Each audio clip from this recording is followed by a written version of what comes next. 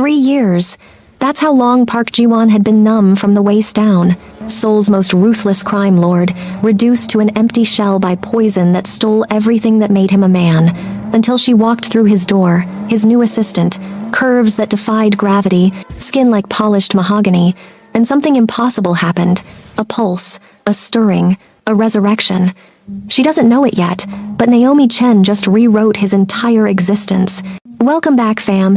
If you're new here, smash that subscribe button because this story is going to have you on the edge of your seat from start to finish. Drop a comment telling me what city you're watching from, and let's dive into this emotional roller coaster. Naomi Chen stood outside the silver skyscraper, tugging at her blazer for what felt like the 100th time. Her curves refused to cooperate with the professional look she was going for. No, no matter how she adjusted the fabric, her hips and chest demanded attention. First day as executive assistant to Park Ji-won, CEO of Phoenix Enterprises. She'd heard the rumors at the staffing agency. Cold as winter, impossible to please. Women threw themselves at him regularly. He never even blinked. Some whispered he preferred men. Others said tragedy had broken something inside him. The lobby gleamed with marble and chrome. Her heels echoed as she crossed the executive elevator. The receptionist barely acknowledged her, just pointed toward the private lift with a manicured finger. Naomi's pulse hammered as the elevator climbed to the 40th floor.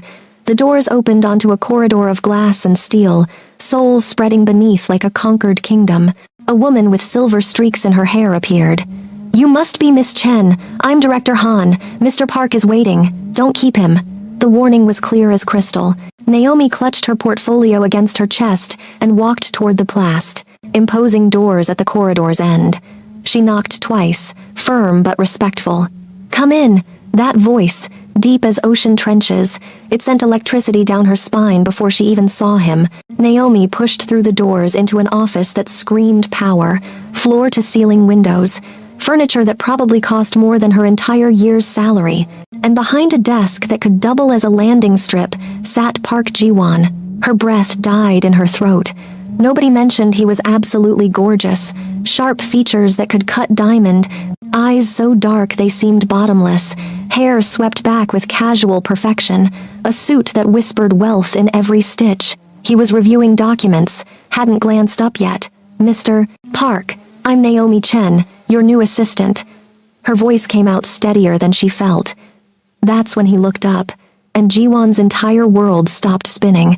He'd been reviewing territory reports from Incheon, barely paying attention to whoever Director Han had hired. He'd burned through 9 assistants in 4 months. They either crumbled under pressure or made inappropriate advances. Not understanding he literally couldn't respond to desire anymore, couldn't feel anything below his belt. But when he raised his eyes and saw her standing there, curvy and nervous and radiating an energy he couldn't name, everything changed. His chest tightened. Heat flooded through him like wildfire, concentrated and intense and medically impossible. His body was waking up. After 3 years of absolute nothing, this woman walked into his office, and he felt everything simultaneously. His hands gripped the desk edge so hard his knuckles bleached white. What was happening? Blood rushed places it hadn't visited in years, bringing sensation he'd mourned as permanently dead. His heart rate spiked. He could feel his pulse in regions that had been numb since the poisoning. "Sir, are you okay?" Her voice yanked him back to reality. He realized he'd been staring at her for a solid minute without speaking. "You're tardy," he lied. She was exactly on time. He just needed words, any words, to anchor himself. "I apologize, Mr. Park. The subway was packed this morning and I sit down." He needed her seated, needed a moment to process what his body was screaming at him. Naomi settled into the chair across from his desk, crossing her legs. The movement drew his eyes to her thighs. Another surge of heat crashed through him. This was insane, medically impossible.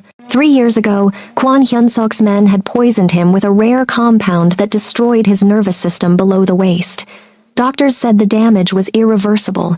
No desire, no physical response, no hope of intimacy ever again. He'd accepted it, buried himself in expanding his empire. And now this woman sat in his office and his body was screaming like it had been waiting for her specifically. "Tell me about yourself." He needed to understand what made her different from every other woman who'd walked through that door. Naomi launched into her background. MBA from Yale, 6 years in executive management, fluent in Mandarin, English, and Korean. He absorbed maybe half the words. He was studying her face, the way her full lips moved when she spoke, how her eyes sparkled when she discussed her work. She was passionate, intelligent, completely unaware she was performing miracles just by existing. When she finished, she looked at him expectantly. "Your credentials are impressive. Thank you, sir. The position demands long hours. I often work past midnight. I understand. You'll accompany me to business functions, international meetings, occasional overseas trips. That's outlined in the contract." He nodded. "Start by organizing my calendar for the next 3 weeks. Director Han will show you your workstation." Naomi stood, relief washing over her. His intensity had been overwhelming. Those eyes felt like they were reading her soul's deepest secrets. But she desperately needed this position. The salary was 4 times her previous job. Enough to send money home to her grandmother in Taiwan and finally clear her student debt. She turned toward the door. "Miss Chen." His voice froze her mid-step. She looked back. "Yes, sir." Jiwon rose from his desk, buttoning his jacket. Even across the room, his presence filled the space like electricity. "Welcome to Phoenix Enterprises." The way he said it felt like something more, like he was welcoming her into his life, not just his company. "Thank you, Mr. Park." She escaped before her knees gave out entirely. At her new desk outside his office, Naomi tried focusing on the mountain of work Director Han had left. Schedule conflicts, international calls to coordinate, reports to compile. But her mind kept circling back to those intense eyes. The way he'd looked at her like he was memorizing every detail. She'd never experienced a man looking at her that way. Men usually preferred slimmer women, the delicate ones Korean beauty standards celebrated. She'd always been curvy, thick, what her grandmother called abundant. But the way Park Ji-won had stared at her made her feel like she was exactly right, more than right, perfect. Inside his office, Ji-won paced like a caged predator. He needed to call his doctor. Immediately, he pulled out his phone, dialing the private number for Dr. Yoon, the neurologist who'd treated him for 3 years. "Mr. Park, this is unexpected. I experienced something. Silence." "What do you mean? Today, just now." "I felt desire. Physical response. Everything you said was impossible. That is impossible. The nerve damage was extensive. There's no medical explanation for spontaneous recovery. I'm describing what happened. Then, it's psychological. Perhaps some stimulus triggered your mind to override the physical limitations." "A woman." "Pardon?" "A woman entered my office and everything returned." "What does that mean?" Dr. Yoon was quiet for a long moment. "I've documented cases where extreme psychological triggers can temporarily override physical damage. But Mr. Park, don't build hopes on this. It could be a singular anomaly that never repeats." But it wasn't singular. The rest of that day, every time Naomi entered his office to confirm an appointment or ask a question, Jiwon's body responded. Like his nervous system had been hibernating for 3 years, and she was the alarm clock jolting him awake. By 5 o'clock, he was exhausted from fighting his physical reactions.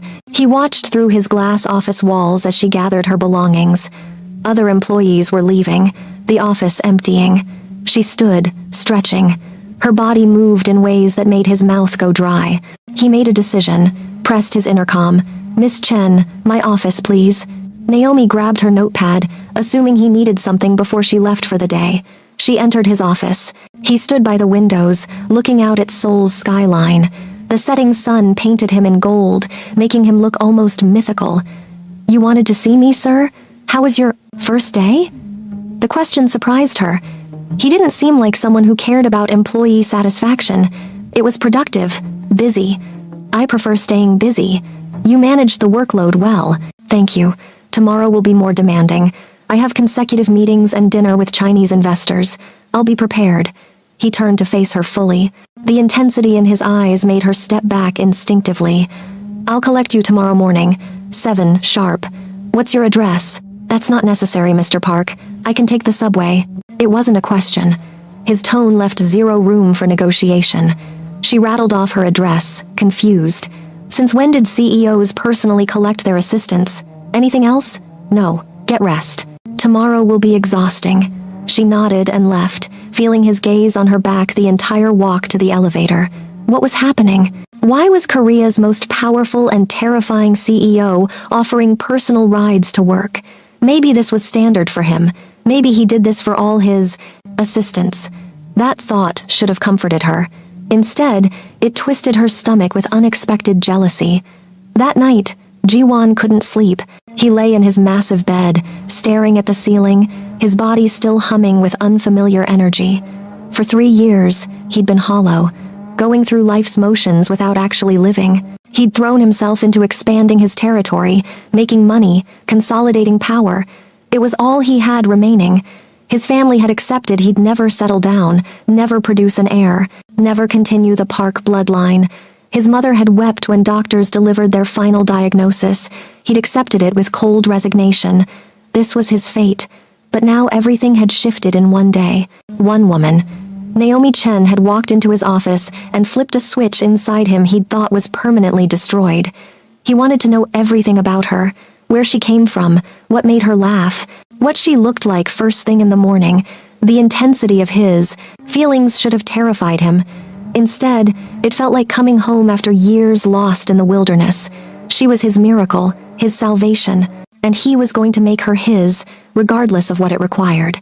The next morning, Naomi waited outside her apartment building at 6:55, unwilling to keep him waiting. Exactly at 7, a black Range Rover appeared. Ji-won stepped out, opening the passenger door himself. He wore another impeccable suit, this one charcoal with a burgundy tie. He looked like he'd stepped off a magazine cover. "Good morning." His voice was still rough from sleep. "Good morning, Mr. Park." She slid into the passenger seat, immediately surrounded by expensive leather and his masculine scent. He entered the driver's side and suddenly the vehicle felt intimate, small. She was hyper-aware of his large hands on the steering wheel, the way his thigh muscles flexed working the pedals, how his jaw tightened when he concentrated on traffic. "Did you sleep well?" he asked, navigating Seoul's morning chaos. "Yes, thank you. I didn't." He glanced at her. "Work stress? Something like that." They fell into silence. Naomi watched the city wake up. Street vendors setting up, students rushing to school, the organized chaos of Seoul mornings. Why relocate to Korea? His question pulled her attention back. I needed change. Taiwan felt suffocating. I wanted adventure. And Seoul seemed adventurous. Very different culture, different language, different everything. It's been challenging but rewarding. "Do you have family here?" "No, just me. My grandmother's still in Taiwan. She wasn't thrilled about me moving so far. She must miss you. We video call weekly." She smiled, thinking of her grandmother's constant worry. "What about you? Is your family in Seoul?" Ji-won's jaw tightened. "My parents live in Gangnam. I have a younger brother studying in England. Do you see them regularly?" "Not as regularly as I should." The conversation died. Naomi sensed she'd touched a nerve. They arrived at Phoenix Enterprises. Once again, employees stared as their CEO personally escorted his assistant inside. Whispers started immediately. Naomi felt dozens of eyes tracking them as they rode the elevator up.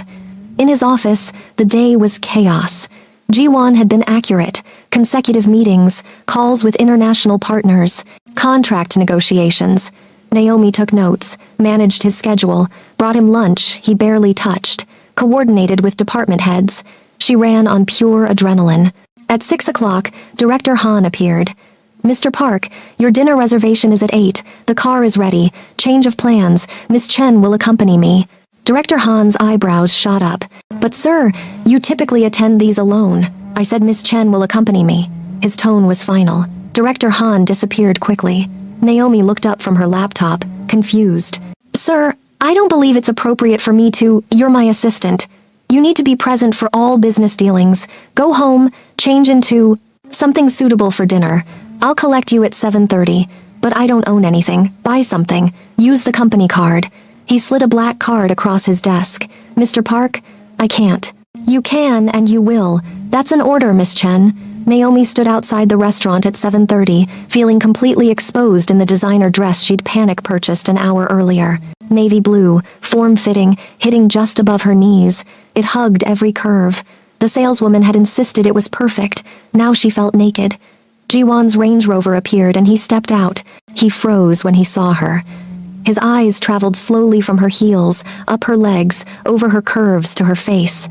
The heat in his gaze made her skin flush. "You look stunning." His voice was rough. "Thank you. Is it appropriate? It's perfection." He offered his arm. She took it, feeling the solid muscle beneath his jacket. Inside the restaurant, they were led to a private room where 4 Chinese businessmen waited. The dinner was intense. Negotiations for shipping routes, territory agreements, profit shares. Naomi took notes discreetly, impressed by how Ji-won commanded the room. He was brilliant, ruthless when necessary, but charming enough to keep everyone comfortable. The Chinese executives clearly respected him. When one of them, Mr. Wang, made a joke in Mandarin, Naomi laughed before catching herself. "You speak Mandarin, Miss Chen?" Wang asked in accented English. "A little. I studied it growing up." "She's being modest," Ji-won said. "She speaks multiple languages fluently." That wasn't entirely accurate, but the way he said it with such pride made her heart flutter. After dinner, Ji-won drove her home again. They sat in his vehicle outside her building, neither moving to leave. "Thank you for tonight," she said. "You were invaluable. The Wang deal is important. Happy to help." She reached for the door handle. His hand shot out, gently catching her wrist. The touch sent electricity through her. "Naomi." It was the first time he'd used her first name. His voice wrapped around it like silk. "Yes. Can I be honest with you?" Her heart pounded. "Of course. I haven't felt this alive in 3 years. Since the moment you entered my office yesterday, everything's been different. You're different." His dark eyes searched hers. "I don't know what you did to me, but I can't stop thinking about you." The confession hung between them like live wire. Naomi's breath caught. This was her boss. This was inappropriate. This was insane. "Mr. Park, Ji-won. Call me Ji-won. We can't. I work for you. I know. But I had to tell you. I had to be honest about what you're doing to me." He released her wrist, running his hand through his hair in frustration. "Go inside before I do something I can't take back." Naomi fled to her apartment, her mind reeling. In his vehicle, Ji-won sat for a long time staring at the building. He was in dangerous territory. Falling for his assistant was catastrophic judgment, but his heart didn't care. About logic. It had found what it wanted, and Park Ji-won always got what he wanted. The next few days were torture for both of them. The tension in the office was thick enough to swim through. Every time their hands brushed passing documents, electricity sparked. Every time their eyes met, heat flared. Naomi tried maintaining professionalism, but it was impossible when Ji-won watched her constantly with that hungry look. On Friday, a massive delivery arrived. 3 large boxes addressed to Naomi. Confused, she opened them at her desk. Inside were designer dresses, each one clearly tailored to her exact measurements. Beautiful, expensive, perfect for her curves. A note in bold handwriting, "Wear them. You're too beautiful to hide in office clothes." Naomi's hands shook reading it. This was excessive, too expensive, too intimate. She marched into his office without knocking. Ji-won looked up from his computer, surprised. "Miss Chen, I can't accept these." She held up the note. "They're inappropriate. They're gifts. From my boss, which makes them inappropriate. What if I wasn't your boss?" He stood, coming around his desk. "What if I was just a man who wanted to give beautiful things to a beautiful woman? But you are my boss. That's reality. Then resign." Her eyes widened. "What? Resign from working for me? Then there's nothing inappropriate about me pursuing you. You can't be serious." "I'm completely serious." He moved closer, each step deliberate. "I can't focus with you here. I can't think about anything except you. Your laugh, your smile, how you bite your lip when you're concentrating, how your body moves. I'm going insane, Naomi." She backed up until she hit the wall. He planted his hands on either side of her head, caging her in. His body was inches from hers, heat radiating off him. "I can give you the world, anything you want, everything you need. Just say yes." "Yes to what?" Her voice was barely a whisper. "To letting me court you properly, to dinner, to seeing where this goes between us." His eyes dropped to her lips. "Say yes." Her mind screamed at her to refuse, to maintain professional boundaries, to protect herself from inevitable heartbreak. "No," she whispered. "I can't." His jaw tightened, but he stepped back, giving her space.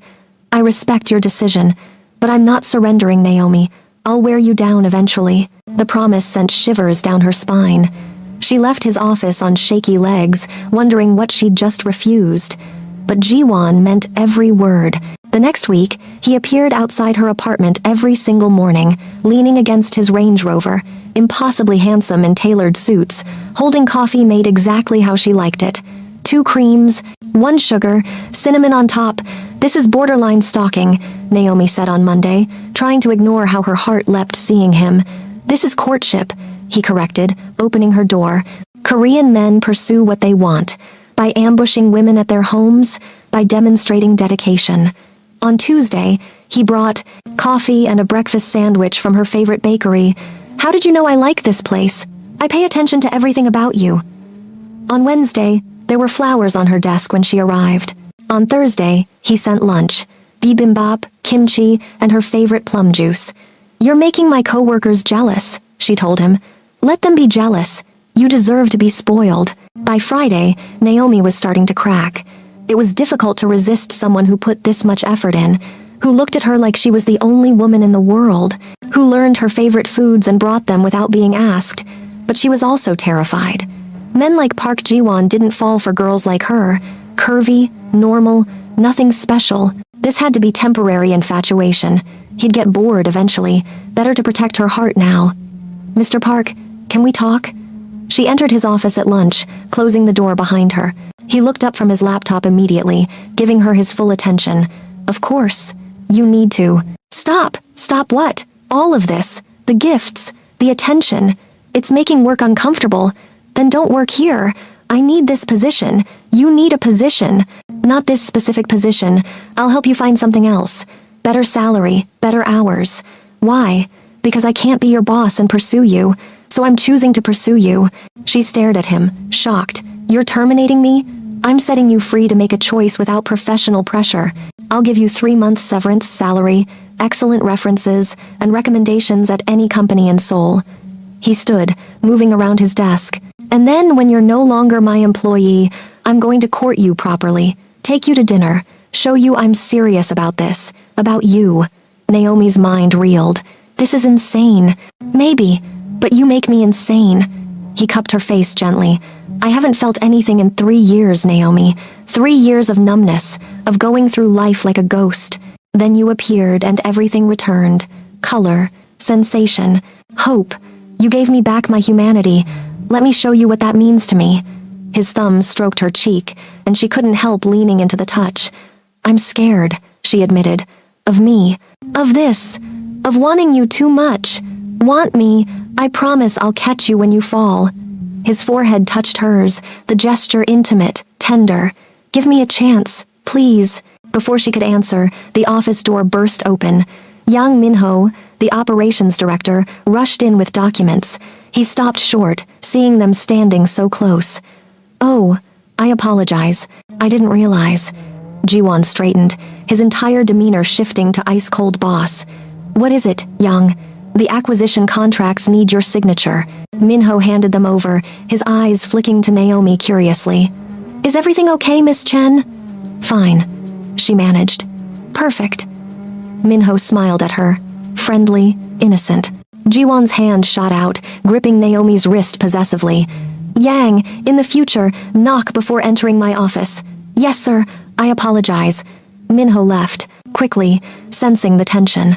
The moment the door closed, Jiwon turned to Naomi, his eyes dark with something primal. He smiled at you. So? Her confusion was genuine. He was being polite. Did you smile back? We're colleagues. I was being professional. His grip on her wrist tightened slightly, not painfully, but possessively. Don't be polite to other men. Are you serious right now? She tried to pull her wrist free. He held firm, deadly serious. I don't share, Naomi. Not even smiles. Not even professional courtesy. Nothing. You don't own me. Not yet. The promise in those 2 words made heat pool in her stomach. But I will soon. And when I do, every other man in this building will know you're mine. The caveman possessiveness should have turned her off. Instead, it sent liquid fire through her veins. Let me go, she whispered, not meaning it at all. Never. He pulled her closer, his other hand spanning her waist. I'll let you leave this room. I'll let you go home tonight. But let you go. Completely? Never. You're mine, Naomi. You just don't know it yet." He released her suddenly, stepping back, giving her space. She stumbled slightly, off balance in every sense. "Go home. Think about what I said. I'll see you Monday morning. What if I find another position over the weekend? Then I'll follow you there." That's insane. Love makes men insane. The word love hung between them like a bomb. He'd said it so casually, but the weight of it crashed over her. "You don't love me. You barely know me. I know enough. I know you're brilliant and beautiful and brave. I know you moved halfway across the world to chase your dreams. I know you send money to your grandmother every month, even though it leaves you barely surviving. I know you organize your files alphabetically, but your desk is controlled chaos. I know you hum when you're concentrating. I know you tap your pen twice before answering the phone. I know your smile lights up every dark corner inside me. What else do I need to know?" Naomi couldn't breathe. He'd noticed all of that, paid attention to those tiny details.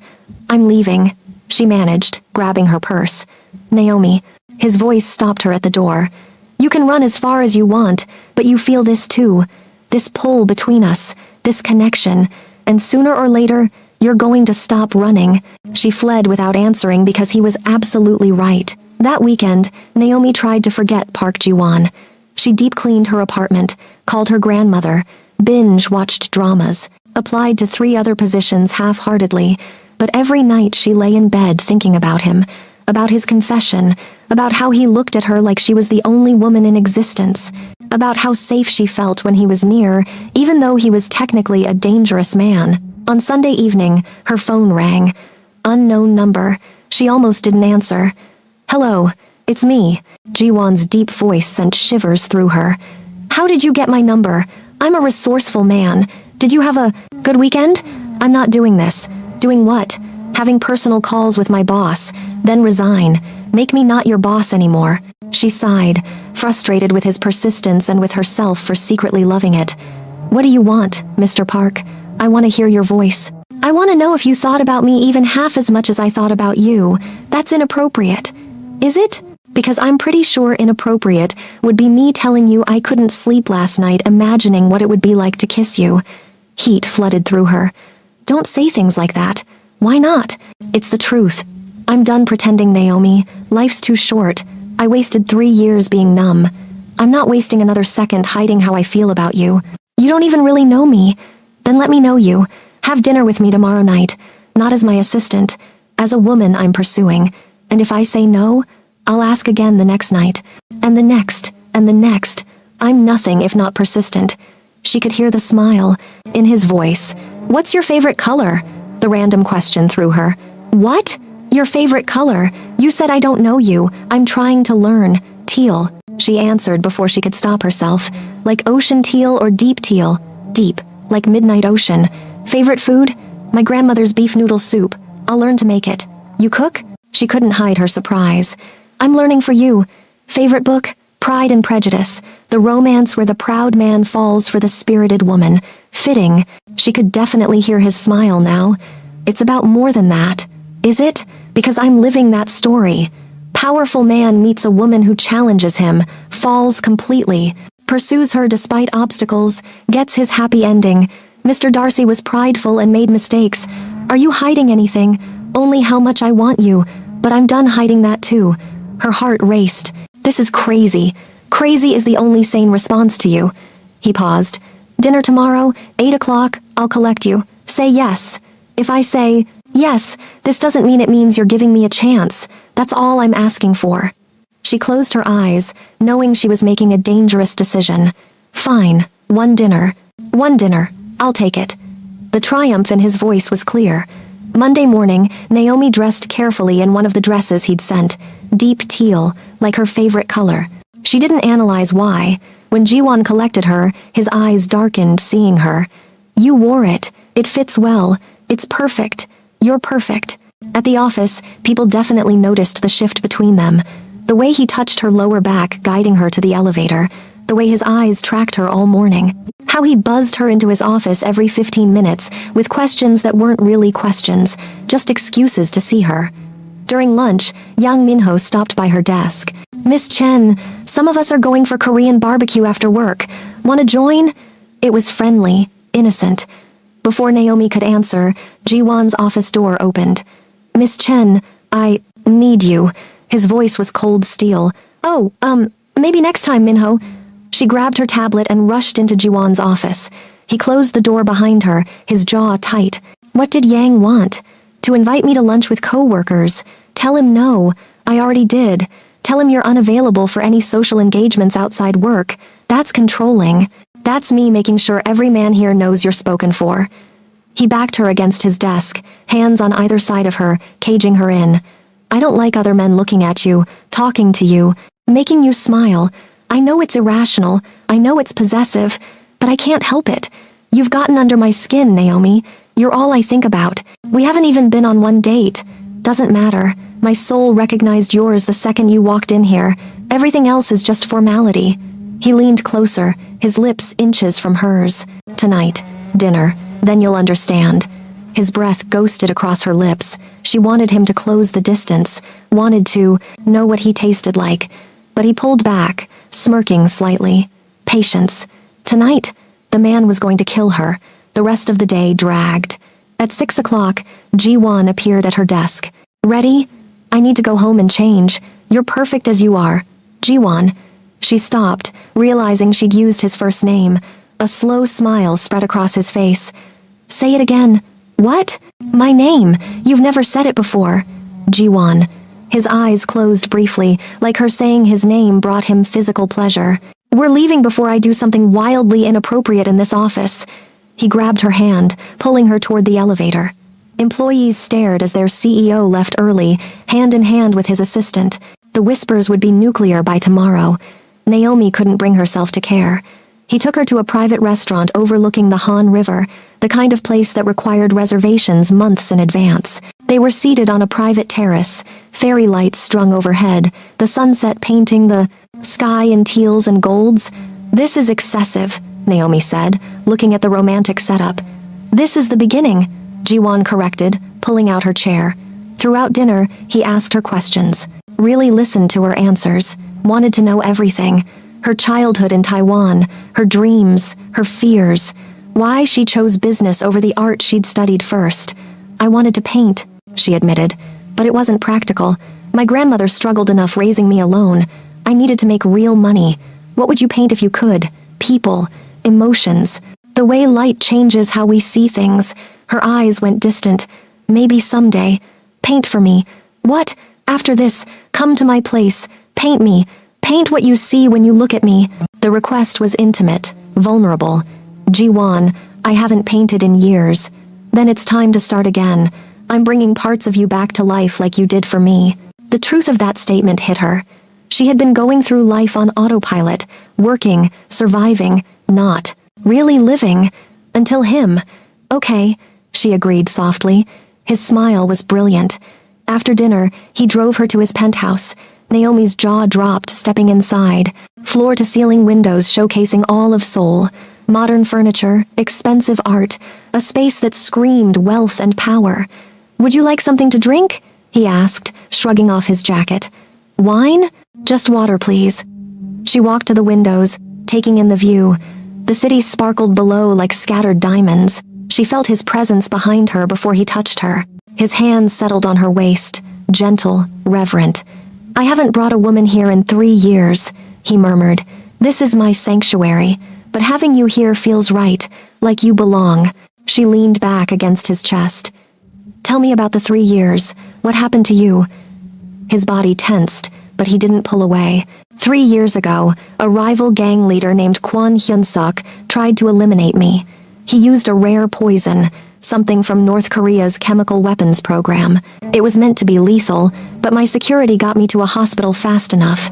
I survived, but the poison damaged my nervous system, specifically the nerves that control arousal, desire, physical intimacy. His voice was clinical, detached.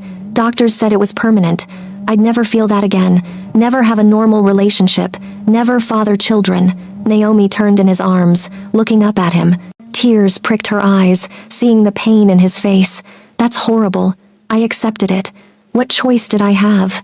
I threw myself into work, Building my empire became my only focus. Until you, the morning you entered my office, Naomi, I felt everything return. Desire, need, want. After 3 years of nothing, my body recognized you and woke up. His hand cupped her face. The doctors can't explain it. They say it's medically impossible. But I don't care about their explanations. I know the truth. You're my miracle. She pressed her hand over his on her cheek. That's a lot of pressure. What if it was just a one-time thing? What if it's not? Every time I see you, touch you, hear your voice, my body responds. You healed something broken inside me. Not just physically, emotionally. You made me want to live again, not just survive. A tear slipped down her cheek. He wiped it away with his thumb. Don't cry for me. I'm crying because that's the most beautiful thing anyone's ever said to me. He lowered his head slowly, giving her time to pull away. She didn't. Their lips met softly at first, testing, learning. Then hunger took over. Jiwon's arms wrapped around her waist, pulling her flush against him. Naomi's hands slid into his hair, gripping tight. The kiss deepened, turned desperate. 3 years of longing for him, 3 weeks of tension for her, all pouring into this moment. He walked her backward until her back hit the windows, his body pressed against hers, and she felt his arousal, hard and insistent, proof that everything he'd said was true. Naomi, he groaned against her lips. We should stop. Why? She was breathless, needy, because if we don't stop now, I won't be able to. His forehead pressed to hers, both of them breathing hard. And I want to do this right. Court you properly, not rush. What if I don't want to wait? His eyes darkened dangerously. Don't say that unless you mean it. I mean it. She pulled him back down, kissing him with all the pent-up desire coursing through her. Jiwon lifted her easily, her thighs wrapping around his waist. He carried her to his bedroom, laying her on his bed like she was precious. Are you sure? He asked one more time. I'm sure. I need you to know something first. He knelt beside the bed, taking her hand. I'm in love with you. Completely. This isn't just physical for me. You own my heart, Naomi Chen. Her breath caught. I love you too, she whispered. I think I have since you showed up outside my apartment with coffee. His smile was beautiful. Then let me show you how much you mean to me. He undressed her slowly, worshipping every inch of exposed skin with kisses. Naomi had always been self-conscious of her curves, her thick thighs, her soft stomach, but the way Jiwon looked at her body made her feel like a goddess. You're so beautiful, he murmured, his hands mapping her curves. Every inch of you, perfect. He took his time learning what made her gasp, what made her arch into his touch. When she reached for his shirt, nervous but eager, he let her undress him.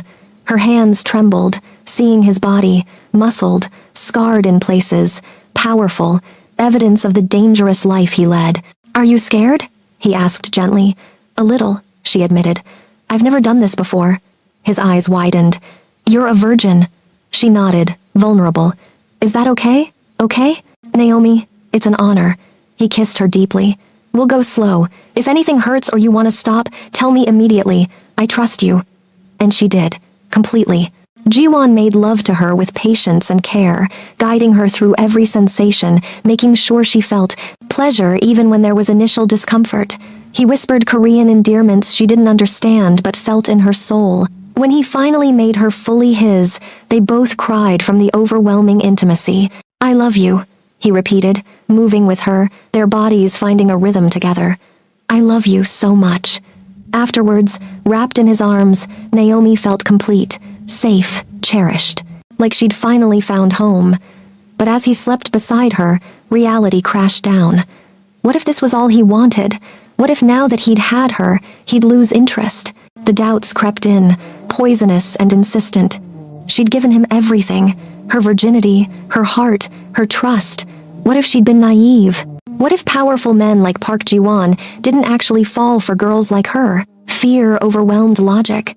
Carefully, she slipped out of bed, dressed quietly, wrote a note, then crumpled it, because what could she say? By 4 a.m, she was back in her own apartment, crying into her pillow, convinced she'd made a terrible mistake trusting him.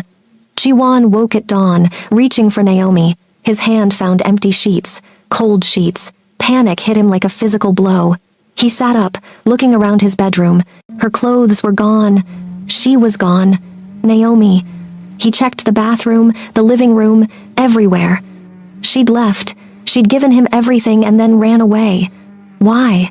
His mind raced. Had he hurt her, scared her, done something wrong? He grabbed his phone, calling her. No answer. Called again. Voicemail. Texted. Nothing. By 7 in the morning, he was frantic.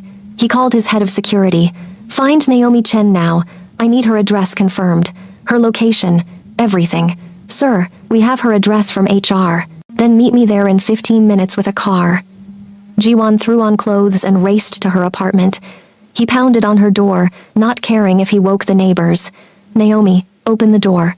Silence. More pounding. Naomi, please. I know you're in there. Please open the door. Finally, after an eternity, the door cracked open. She stood there in pajamas, eyes red and swollen from crying. His heart shattered. Why did you leave? His voice broke. I thought after you got what you wanted. She couldn't meet his eyes. What I wanted? He pushed inside, closing the door behind him. What I wanted? Naomi. I've wanted you since the second you entered my office. I'll want you every day for the rest of my life. One night with you isn't enough. 1,000 nights won't be enough, but men like you don't. Men like me? What does that mean?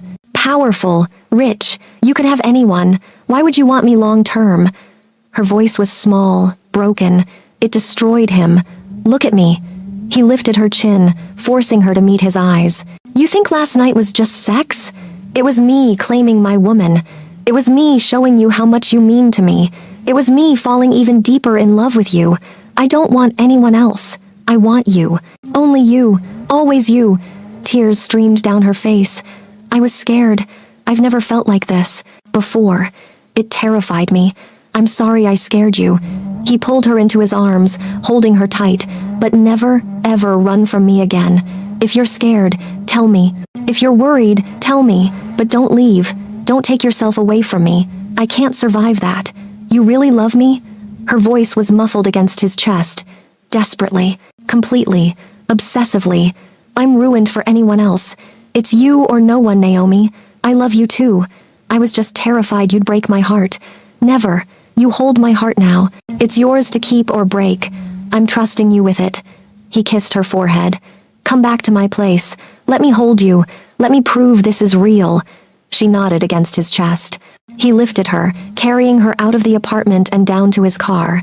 His driver wisely said nothing about the crying woman in pajamas his boss was carrying. Back at the penthouse, Jiwon put her in his bed and held her while she slept, exhausted from crying. He stayed awake watching her, terrified she'd vanish again. When she woke hours later, he was still there. Hi, she whispered. Hi. He smiled. Hungry? Starving? He made her breakfast. Well, he tried. The eggs were slightly burnt, the toast too dark, but she ate every bite because he'd made it for her. They spent the day tangled together, talking, laughing, making love again, this time with no fear, only joy. By evening, Naomi knew with certainty. This was real. He was real. They were real. The next Monday at the office was interesting. Jiwon announced in the morning meeting that Naomi was his girlfriend. Jaws literally dropped. Whispers exploded through the conference room. Naomi wanted to disappear into the floor. Was that necessary? She hissed when they returned to his office. Absolutely. Now everyone knows you're mine. No more young Minho smiling at you. No more anyone thinking they have a chance. You're impossible. You love it. He pulled her into his lap at his desk. She did love it. But dating the CEO made work complicated. People treated her differently. Some with jealousy, muttering about her sleeping her way to the top. Others with newfound respect or fear, knowing she had the boss's ear. Jiwon didn't care about office politics.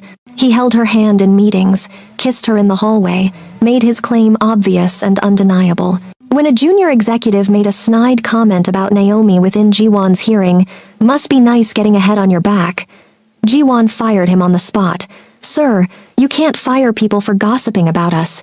Naomi protested when she heard, I can do whatever I want. This is my company, and no one disrespects you. Ever. His arrogance should have annoyed her. Instead, it made her feel protected, cherished. Later that week, over dinner at Seoul's finest Italian restaurant, Jiwon slid a key across the table. What's this? Key to my penthouse. Move in with me. Naomi nearly choked on her wine. What? My place is bigger, safer. I want to wake up with you every morning, come home to you every night. Move in. That's too fast. We've only been together 2 weeks. Says who? I love you. You love me. Why waste time? I need my independence. You'll have it. I'm not trying to control you. I just want to share my life with you. All of it. Please. The pleading in his eyes undid her. Let me think about it. Take all the time you need, but know that every night you're not in my bed is torture. He was relentless and persuasive. 3 days later, Naomi moved in. Jiwon gave her an entire floor of his penthouse to decorate however she wanted. Make it yours. Make this place our home. He came home every evening with gifts, flowers, jewelry, books. She'd mentioned wanting art supplies so she could paint again. She tried to protest the extravagance. He silenced her with kisses every time. Let me spoil you. I have more money than I could spend in 10 lifetimes. Let me spend it on the woman I love. How could she argue with that? Life fell into a beautiful rhythm, mornings tangled together in bed. Jiwon's hands learning every inch of her body, bringing her to heights she'd never imagined. Drives to work together, his hand possessive on her thigh, stolen moments in his office, kisses that left them both breathless and counting down hours until they could go home. Evenings cooking together. Well, she cooked, while he watched and occasionally stirred things under supervision. She taught him to make beef noodle soup like her grandmother's. He taught her Korean phrases, especially the romantic ones. They were building something real, something lasting. At night, wrapped around each other, they talked about everything. He told her about his childhood, the pressure of taking over his father's business, the violence he'd witnessed and committed. She told him about growing up with a single grandmother, the racism she'd faced, her dreams of painting that she'd given up.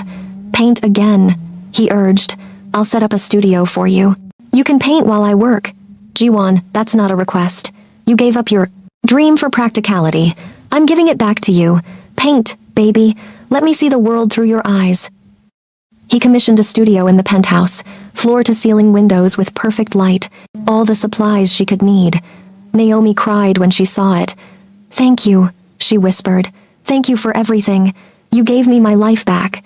This is nothing, but it wasn't nothing. It was everything. 3 months into their relationship, Naomi's grandmother came to visit from Taiwan. She was nervous about introducing Jiwon. What if her grandmother didn't approve? What if she thought Naomi was moving too fast? But Jiwon charmed her grandmother completely.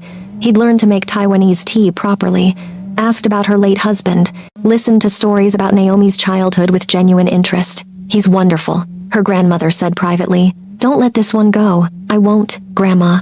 He looks at you like you hung the moon. That's rare. That's special. Naomi knew.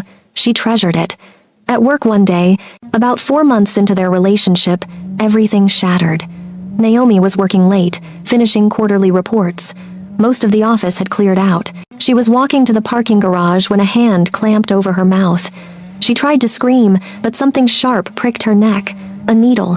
Drugs flooding her system. The world tilted. Strong arms grabbed her, dragging her, a black van, being thrown inside, a bag over her head. Her last conscious thought was Jiwon, then darkness. Jiwon was in a board meeting when his head of security burst in, face pale. Sir, we have a situation. This better be important. Miss Naomi's been taken. The room tilted. Jiwon's vision tunneled. What did you say? 20 minutes ago, parking garage. Security footage shows 4 men. They drugged her and took her in a van. Who? Jiwon's roar silenced the room. We think Kwon Hyun-suk's organization. We're tracking the van now. Jiwon stood, deadly calm. The calmness was more terrifying than his rage. Mobilize everyone. Every soldier, every contact, every resource we have. Call in every favor I'm owed. Burn this city down if you have to. Find her now. He stormed out, his board members forgotten. His entire world had narrowed to one objective. Get Naomi back. Seoul's underworld shook as Park Ji-won declared war. His men raided enemy territories, arrested informants, tortured anyone who might know anything. Ji-won personally led the charge. His reputation for ruthlessness was well earned. He moved through the city like an avenging angel, leaving destruction in his wake. Nothing mattered except getting her back, safe, alive, in his arms where she belonged. By midnight, they had a location, an abandoned warehouse in Incheon, one of Hyunsuk's old fronts. Jiwon assembled 50 of his best soldiers. No mercy. Anyone who stands between me and her dies. Understood? 50 heads nodded. They moved out. Naomi woke tied to a chair in a dark warehouse. Her head pounded from whatever they'd drugged her with. As her eyes adjusted, she saw a man step from the shadows. Middle-aged, scarred face, cold eyes. You must be the woman who brought Park Ji-won back to life. His smile was cruel. I'm Kwon Hyun-suk, his enemy, and you're my revenge. Terror flooded through her, but she forced herself to stay calm. He'll kill you for this. He'll try. Hyun-suk circled her like a predator. 3 years ago, Ji-won poisoned me, left me impotent, broken, unable to feel pleasure, to father children, to be a real man, so I did the same to him. We've been equals in suffering, until you. He leaned close, his breath hot on her face. Somehow you fixed him, made him whole again. My sources tell me he's obsessed with you. Happy. Planning a future. How's that fair? Let me go. This is between you two, but you're the cure, aren't you? You're what made him whole, so I'll take you away. Let him suffer again. Let him know the emptiness I live with every day. He'll burn this entire city to find me. Maybe, but will he find you in time? Hyunsuk's smile was evil. Hours passed. Naomi stayed strong, refusing to cry, refusing to give him the satisfaction of seeing her fear. She kept her mind on Ji-won. He would come.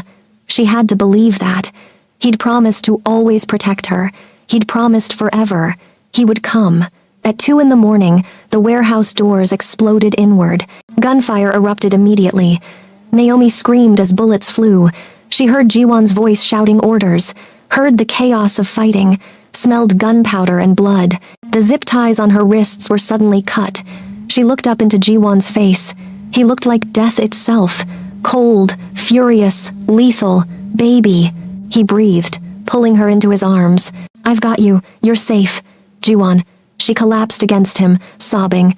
Behind them, Hyunsuk appeared from the shadows, gun raised at Ji-won's back. Look out! Naomi screamed. Ji-won spun, shielding her with his body. His own gun came up. 2 shots rang out simultaneously. Hyunsuk fell, a red stain, spreading across his chest. Ji-won stood untouched. It was over. Ji-won's men secured the warehouse while he lifted Naomi into his arms, carrying her out into the night. She clung to him, shaking, unable to process that she was safe. In his car, he held her so tight she could barely breathe. I'm sorry, he kept saying, his voice breaking. This is my world, my enemies, my fault. I should have protected you better. You saved me. You came for me. I almost lost you. His hands shook as he cupped her face. When they told me you were gone, Naomi, I couldn't breathe, couldn't think. You're everything to me. My life, my heart, my reason for existing. If something had happened to you, I'm here. I'm safe because of you. She kissed him, pouring everything into it. Relief, love, gratitude. Take me home. At the penthouse, he ran her a bath, washed her gently, tended the bruises on her wrists from the zip ties. He wrapped her in the softest blankets and held her on the couch while she processed everything. I was so scared, she admitted. Hyunsuk said he wanted revenge through me. He can't hurt anyone anymore. Ji-won's voice was hard. He's dead. His organization will scatter without leadership. No one will come for you again. I'll make sure of it. The violence doesn't scare you? I grew up in this world. Violence is all I've known. But I'm trying to be better for you. I've been stepping back from the dangerous parts of the business, going legitimate. I want to build a life with you that doesn't involve looking over our shoulders constantly. I want that too. She snuggled deeper into his embrace. I want normal, boring even, just us. We'll have it, I promise. No more enemies, no more danger, just you and me and whatever future we build together. They held each other through the night, grateful, shaken, and more in love than ever. The morning sun found them still tangled together, neither willing to let go. Naomi, Ji-won said softly. She looked up at him. Marry me. Her breath caught. What? I know it's fast. I know we've only been together 5 months. but I've never been more certain of anything in my life." He reached into his pocket, pulling out a ring box. Inside was a stunning diamond, simple but perfect. "You brought me back to life, Naomi, literally and figuratively. I was a dead man walking before you. I felt nothing, wanted nothing, cared about nothing except building my empire.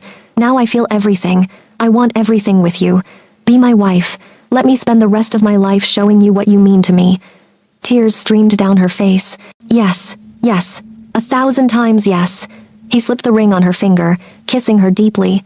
"I'm going to make you so happy. You already do." They made love right there on the couch, desperate and tender, celebrating life and love and the future stretching before them. When they finally pulled apart, Naomi laughed through her tears. "My grandmother is going to say we're crazy. We are crazy, crazy in love. I'll fly her here. We'll tell her together." And he did.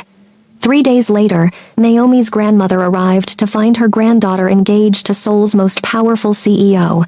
"This is fast," she said carefully. "I know, Grandma. But it's right. He's right. I love him." Jiwon took her grandmother's hands. "I know I'm not what you imagined for your granddaughter. I know my world is complicated, but I love her more than anything.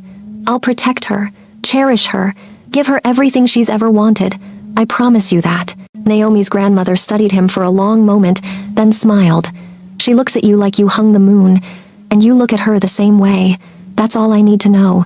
Welcome to the family, Jiwon." The wedding planning happened quickly. Jiwon wanted her tied to him legally as soon as possible.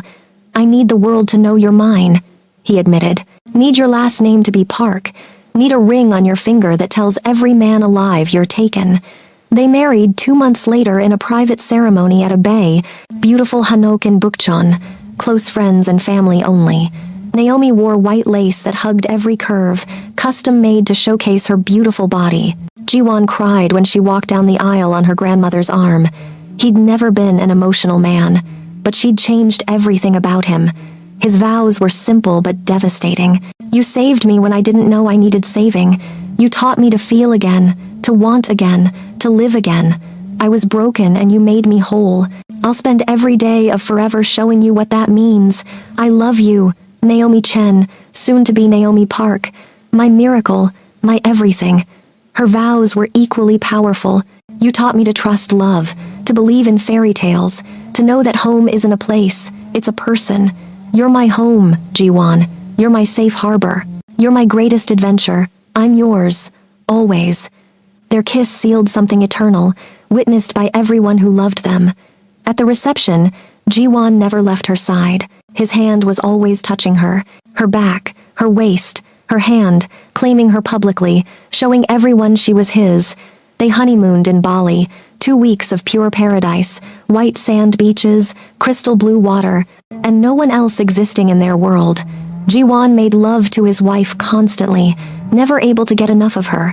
In the ocean, on the beach at sunset, in their private villa, against every surface available, Naomi bloomed under his attention, her confidence growing, her body responding to his touch like an instrument made specifically for his hands. "I can't believe you're mine," he murmured one night, both of them wrapped around each other, watching stars from their beach lounger. "I can't believe you're real. I'm real. This is real." She kissed his jaw. "We're real. Forever. Forever," she agreed. Back in Seoul, married life was blissful. Jiwon stepped back significantly from the dangerous parts of his business. He delegated more to trusted lieutenants, focusing on the legitimate corporation. Spending more time with his wife, they traveled. Paris, Santorini, New York, Tokyo, anywhere Naomi wanted to see, he took her. He was her biggest cheerleader when she started her own art gallery and consulting firm, using his connections to help her, but letting her succeed on her own merit. "I'm so proud of you," he told her at her gallery opening, watching critics and buyers praise her work. "You're brilliant, you're biased, absolutely, but also correct." 6 months after the wedding, Naomi started feeling off. Nauseous in the mornings, exhausted during the day, emotional over small things. Her period was late, very late. She bought a test on her way home from work, hands shaking. In their penthouse bathroom, she waited the longest 3 minutes of her life, then looked down at the stick. 2 lines. Positive. She was pregnant. Her hand went to her flat stomach. A baby. They were having a baby. After everything they'd been through, they were creating life. She sat on the bathroom floor crying happy tears for 10 minutes before pulling herself together. How should she tell him? She wanted it to be special. That evening, Ji-won came home to find candles everywhere and Naomi in a beautiful dress, nervous and glowing. "What's this?" he asked, smiling. "A celebration. Of what?" She handed him a small wrapped box. He opened it, confused. Inside was the positive pregnancy test and a note. "I haven't felt my manhood in 3 years until I met you. Now we're creating life together. We're having a baby." Ji-won stared at the test, not comprehending at first. Then understanding crashed over him. "You're pregnant." His voice cracked. "We're having a baby." The test clattered from his hands. He dropped to his knees before her, pressing his face to her stomach. His shoulders shook. He was crying. "A baby? We're having a baby! Oh God, Naomi, are you happy?" Her own tears fell into his hair. He looked up at her, face wet, eyes shining. "Happy? I'm destroyed. I'm overwhelmed. I'm the luckiest man alive. For 3 ever years, I thought I'd never have this. Never feel desire again. Never make love. Never create life. Never have a family. Then you happened. You gave me everything back." His hands cradled her stomach reverently. "What did you do to me, Naomi? How did you fix me? How did you perform this miracle? Maybe it wasn't about being fixed," she whispered, running her fingers through his hair. "Maybe it was about finding the right person. Someone your body and soul recognized as worth living for, worth healing for. I haven't felt my manhood in 3 years until I met you." He repeated what he'd told his doctor months ago. "You woke everything in me, my body, my heart, my capacity to love. You performed a miracle just by existing, and now we're creating another miracle. Our baby, she agreed, crying. He stood, lifting her into his arms, spinning her carefully. "I'm going to be a father. You're going to be a mother. We're going to have a family. We're going to have a family," she echoed, laughing through tears. The pregnancy was healthy, but intense. Ji-won was obsessively protective from day one. He hired the best obstetrician in Seoul, had her on specialized prenatal vitamins, arranged for private yoga classes, ensured she ate perfectly balanced meals. "I'm not made of glass," Naomi protested when he tried to carry her up the stairs at 3 months along. "You're carrying my child. You're the most precious thing in the world. The baby is the size of a plum. I can still walk. Humor me," his eyes pleaded. She let him carry her. How could she deny him anything when he looked at her like that? As her belly grew, Ji-won's awe grew with it. He talked to her stomach every night, singing Korean lullabies, telling their baby stories about how he'd met their mother, and she walked in with the most beautiful smile, and everything changed. Daddy's whole world changed because of Mommy. Naomi glowed during pregnancy, her already curvy body becoming even more lush. Ji-won worshipped her, pregnant form, constantly telling her how beautiful she was, how much he desired her, making love to her gently when her doctor said it was safe. "You're stunning," he murmured, hands caressing her swollen belly at 6 months. "Radiant. I can't stop looking at you. I'm huge. You're perfect. You're carrying our child. There's nothing more beautiful." He proved his words with actions, showing her constantly how much he wanted her. 8 months in, they prepared the nursery together. Ji-won wanted every detail perfect. They argued playfully about colors. "Blue," he insisted. "We don't know the gender yet. Yellow is neutral." "Fine, yellow. Whatever my wife wants." He kissed her nose. "But I'm getting a baseball glove just in case it's a boy, and I'm getting art supplies just in case it's a girl. Deal." Labor came on a rainy Seoul evening at 38 weeks. Naomi's water broke while they were eating dinner.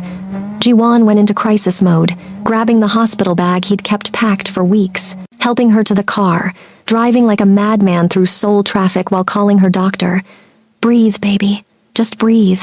We're almost there." At the hospital, he held her hand through contractions, whispered encouragement, let her squeeze his hand hard enough to bruise. 13 hours of labor, 13 hours of him never leaving her side, staying strong for her even though he was terrified. When the doctor finally said one more push, Ji-won cried. And then their baby was born. a perfect little girl with dark hair and her mother's eyes. The nurse placed her on Naomi's chest. Ji-won stared at his daughter, at his wife, and completely fell apart. "She's perfect," he sobbed. "You're perfect. Thank you. Thank you for giving me this. Thank you for giving me everything." Naomi watched her husband cradle their newborn daughter with shaking hands. This powerful man reduced to tears by love, and fell in love with him all over again. "What should we name her?" she asked softly. "Sora.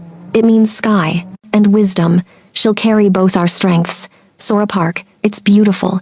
They stared at their daughter for hours, unable to look away, unable to believe they'd created something so perfect. When the nurses finally made them rest, Ji-won held Naomi while she slept, Sora in a bassinet beside them. His whole world fit in this hospital room. "I'll protect you both," he whispered to his sleeping wife and daughter. "I'll give you everything. I'll love you forever. Both of you. My girls. My family. My miracles." Leaving the hospital 3 days later, Ji-won had increased security. His family was everything now. No threats would ever touch them. At home, they adjusted to parenthood together. Sleepless nights and countless diapers and the overwhelming love that came with their daughter. Ji-won was a devoted father, taking paternity leave, doing midnight feedings, changing diapers without complaint, singing lullabies in Korean while walking Sora around the penthouse. Naomi watched him father their daughter and marveled at how far they'd come. From that first day in his office to this, a family, a love story that defied medical impossibility. "You're amazing with her," Naomi said one night, watching him change Sora's diaper with practiced ease. "I'm terrified I'll break her." "You won't. You're the most gentle person I know with the people you love." "I never thought I'd have this," he admitted, picking up Sora, holding her close. "I was resigned to a life alone, building an empire with no one to share it with. No legacy beyond money and power. And now look at us." He smiled down at their daughter. "I have everything." Naomi came up behind him, wrapping her arms around his waist, leaning her head against his back. "We have everything," she corrected. 3 years ago, I walked into your office looking for a job. I found my entire future instead. Best mistake I ever made. Letting you walk through that door." He turned, Sora cradled in one arm, his other arm pulling Naomi close. "You saved me, gave me back my humanity, my desire, my hope, my life. I love you so much. I love you too." She stood on her toes, kissing him softly. "Thank you for seeing me, for choosing me, for loving me exactly as I am, always," he promised. "Forever, forever," she agreed. And as they stood there, the three of them wrapped in love and second chances and the miracle of life itself, Naomi knew with absolute certainty. This was exactly where she was always meant to be, in the arms of the man who'd been dead inside until she brought him back to life, creating a family built on impossible odds and unstoppable love. Their story wasn't conventional, but it was theirs, and it was absolutely perfect. If you loved this story, don't forget to smash that like button and subscribe to the channel. Drop a comment telling me which part got you in your feels. Was it when he proposed? When he cried holding his daughter? When he confessed his love for the first time? Let me know. Share this video with someone who loves a good romantic story with all the feels.